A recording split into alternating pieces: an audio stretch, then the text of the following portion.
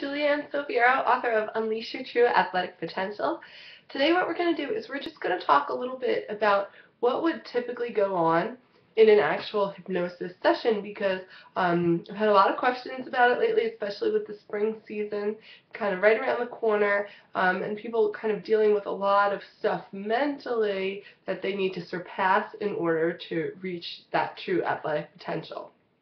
So what would typically go on in a hypnosis session is you would come in and you would sit down with the practitioner, and the practitioner would address any and all questions that you have about hypnosis, especially if it's your first time. Now, even if it's just your first time with that practitioner, they should still be asking you if you have any questions, if there's anything you feel uncomfortable about. Usually they'll also do some kind of testing for your suggestibility to find out how you are the most suggestible. If you look at the model that Dr. Kappas uses, who's a brilliant psychologist and the creator of HMI, he would say you have kind of the emotional, the physical, and then the intellectual, and those are all different types of suggestibility. So a good practitioner is going to be trying to determine which way you are the most suggestible. You know, one of my clients had asked me the other day, she's like, oh, isn't it true, you know, that some people can't be hypnotized? Not in my experience. I think it's just a matter of finding the right way to work with that individual. And everybody's a little bit different.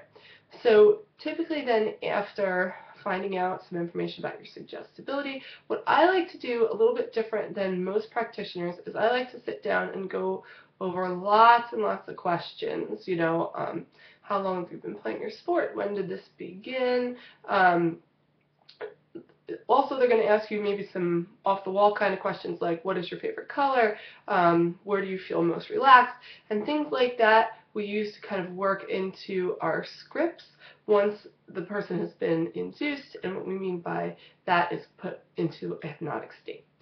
So that's what we're using to kind of craft something that's really comfortable for you and work within your language and your structure, because really hypnosis in the end, you want to be using exactly what's comfortable for you, your language, what suits you. And then typically after, you know, finding out what type of suggestibility you are, after going over all these questions and so on and so forth, then it's typically time to do an induction. And then after the induction, it will put in, you know, some suggestions, or some practitioners the first time will simply just make it so that you just have a relaxing experience and don't do too many suggestions the first time. I like to do suggestions straight away. I typically schedule a much longer first session than follow-up sessions, because that is the way that's the most effective, I think, over time. In terms of what kind of results can you expect to see with hypnosis, I've been to maybe 4 different hypnotists in my life, or 5, somewhere in that neck of the woods, and each time I've had results, you know, pretty much straight away. And the clients that I see, you know, you'll tend to notice some kind of change straight away, although it's always best to be doing some follow-up. Yes, I have someone that I saw a year ago for smoking only once, and she hasn't picked up a cigarette since, and that's amazing. That's great. I'm so proud of her. Is that typical? For some people, it depends on your suggestibility.